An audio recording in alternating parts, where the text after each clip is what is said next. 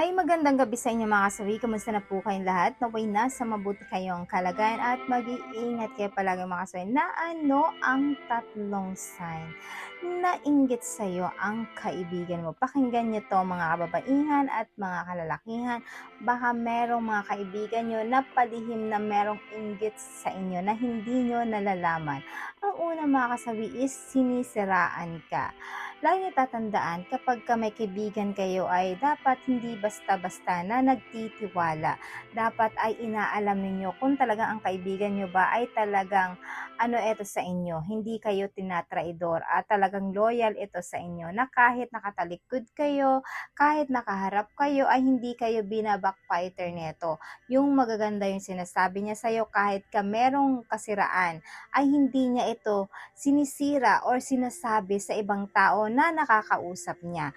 Pero kapag ang kaibigan mo ay merong palihim sa'yo na talagang inggit ay lahat gagawin niya. Kahit ultimo kabutihan na binibigay mo sa kanya ay hindi niya ito sinasabi sa mga taong nakakausap niya. Bagkos ang sinasabi niya ay yung mga kasamaan na ginagawa mo sa ibang tao at sa'yo para naman sasabihin lang neto ay talagang masama kang tao para sabihin ng ibang tao na nakakausap niya ay ganyan pala yung ugali mo, sisiraan ka para sirang-sira ka sa mga taong kakilala mo mga kasawi. Ayan lang po yung ating una na sign. Ang pangalawa mga kasawi is naghihintay lang na bumagsak ka. May mga kaibigan na sinasamahan ka pero hindi naman talaga totoong kaibigan ito. Bagkos palihim na tinatawanan ka kapag ka ikaw ay bumagsak sa buhay mo, bumagsak yung business mo, bumagsak yung lahat ng asset mo ay talagang wala na. So, ang ginagawa nila, sinasamahan ka lang para lang may i-update lang talaga sila na talagang ikaw ay lumugmok ka na tapos palihim kang tatawanan, tapos palihim kang pinag-uusapan niya sa iba mga kasawi para masabi niya sa sarili niya na siya na ang nagtagumpay at hindi ka na mga kasawi. Sasabihin pa sa buti nga sa'yo, bumagsak ka din. Ay buti nga sa'yo, walang-wala ka na. Tingnan lang natin ngayon ang yabang mo. 'Di ba yung mga salitang yan ay maririnig mo sa mga taong naiinggit sa'yo na hindi niya lang masabi ng harap-harapan sa'yo. Bagkos nasasabi niya ito sa kanyang sarili at sa isip niya at sa mga taong nakakausap niya mga kasawi. Ayan lang po yung ating pangalawa na sign. Ang pangatlo mga kasawi is tinatraidor ka. Siyempre may mga tao na minsan tiwalang-tiwala tayo kasi feeling natin ito yung tao na pwede natin pagkatiwalaan. Kaya lahat ng mga bagay na sekreto natin ay sinasabi natin sa kanya. Lahat ng mga palihim na dapat hindi pa ito pwedeng sabihin sa iba, hindi mo na rin nasasabi sa pamilya mo pero dahil since nakaibigan yung turing mo sa kanya, eto ay nasasabi mo sa kanya. Pero magugulat ka na lang na bakit lahat ng to ay alam ng ibang tao? Bakit alam na ito ng mga pamilya mo kahit hindi mo pa to sinasabi sa kanila? Dahil siya yung taga-sumbong at taga-pagmasid, taga-update sa mga tao na kung ano yung mga lihim na talagang binubunyag mo sa kanya na hindi alam ng buong kakilala mo, buong angkan mo, siya yung magsasabi nito at talagang pag-uusapan ka ng palihim mga kasawi.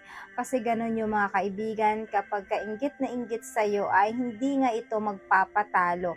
Gusto niyang hindi ka umangat, gusto niya na lumagapa ka para siya yung umangat sa buhay tapos ikaw ay pagtatawanan ka niya ng palihim mga kasawi. At tuwang-tuwa pa ito at pinagdadasal ka pa nga niya na sana ay bumagsak ka sa buhay mo at hindi ka umasenso mga kasawi. Kasi laging tatandaan kapag ganito dapat wag na wag kayong magtitiwala sa inyong mga kaibigan mga kasawi. Kasi sa panahon ngayon mahirap na magkaroon ng tunay na kaibigan na pwede mong sandalan sa lahat ng bagay mga kasawi. Ayan lang po yung ating pangatlo na sign. At syempre hindi mawawala yung aking advice sa topic nito. Lagi niyong tatandaan kapag kayo ay nagkaroon ng kaibigan, isipin niyo mabuti kung ito ba ay pwedeng pagkatiwalaan, ito ba ay pwedeng sumbungan, pwede bang sabihin sa kanya lahat ng mga lihim mo para at least nagiging aware ka sa sarili mo, what if kaya ito ay naging traidor sa'yo. Syempre, marami itong bala na maibibigay, 'di ba, sa ibang tao. Marami na kasi siyang kaalaman tungkol sa buhay mo. Kaya yung ending kapag ka ikaw ay trinaidor ay lahat ng kasiraan mo ay mabubunyag. Kaya sa ganitong aspeto mga kasawi, kailangan maging maingat tayo at huwag basta-basta magtiwala. So kapag ka hindi mo pa naman matagal na kaibigan, maaring pwedeng pagkwentuhan mo lang ng mga hindi mo sikreto, yung mga nangyayari lang sa'yo araw-araw, pwede ka magsabi para lang meron kang katok or kachismisan. Pero yung mga personal matters mo, yung mga plano mo sa buhay mo, yung mga bagay-bagay na gusto mong gawin, lahat ng gusto mo ay huwag mong sabihin sa kanya. Baka mamaya kasi ay maudlot pa ito at siya yung sumagabal sa mga plano mo. Instead na kung pinagsarili mo lang ito, sinarili mo lang yung plano mo, ay hindi ito mauudlot dahil walang sasagabal sa mga plano mo, mga kasawi.